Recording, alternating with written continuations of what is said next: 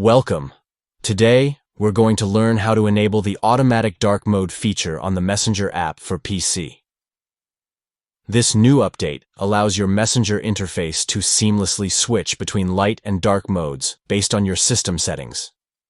If you want to create a more comfortable chatting experience without the hassle of toggling settings manually, follow along with me as we go through the steps. First, make sure to open your Messenger app. If you're already logged in, you're ready to get started. Once the app is open, look for your profile photo in the bottom left corner of the screen. This is your gateway to accessing the settings. Click on your profile picture to bring up a menu filled with various options related to your account. Next, in this menu, you'll want to find and click on the option labeled Preferences.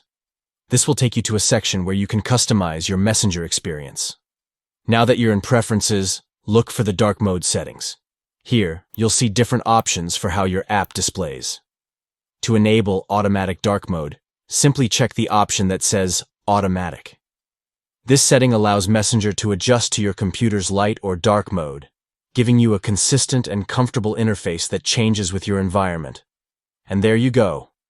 You've successfully enabled automatic dark mode on your Messenger app.